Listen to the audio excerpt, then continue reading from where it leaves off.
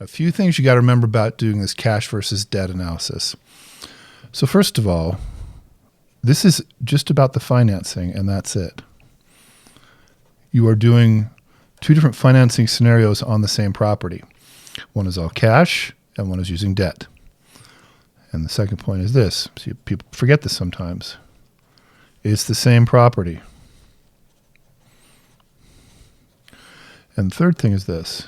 In time value of money, to do this analysis, we'll use the skills of solving for a payment, a loan payoff, and finally we'll solve for IYR. So that's the introduction to cash versus debt.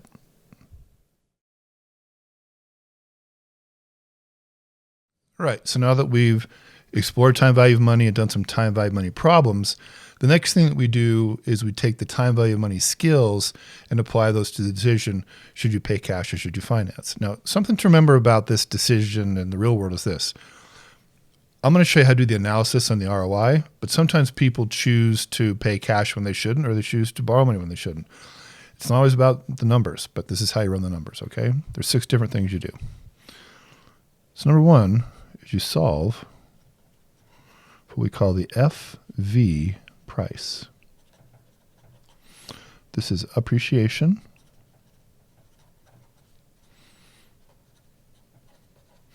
and it's done to 1 payment per year. So you're solving for the future value here, all right? Now the model is what I call price out, price in.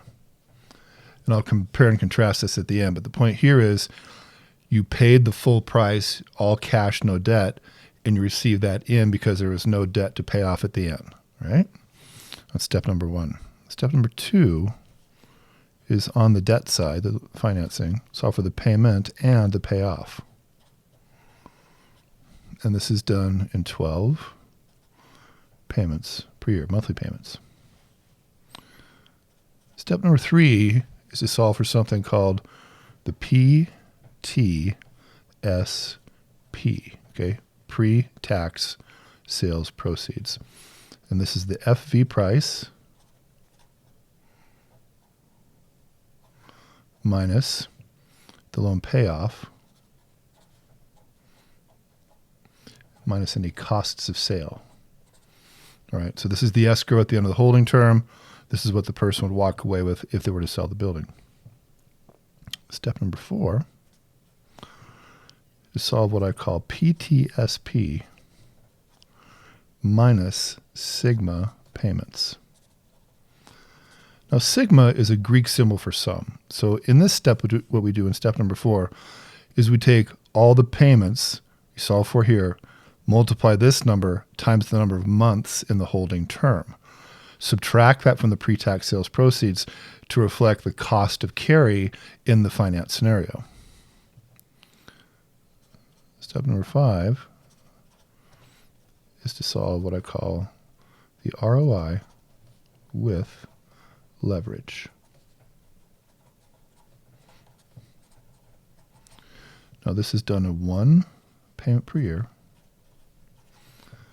and the PV is your down payment from the finance scenario, and your FV is the PTSP minus the sigma payments. All right? Enter your term, and you're solving for the IYR. This is going to give you the rate of ROI in the leverage scenario, and you compare it to the rate of appreciation. So step number 6 is simply compare the two.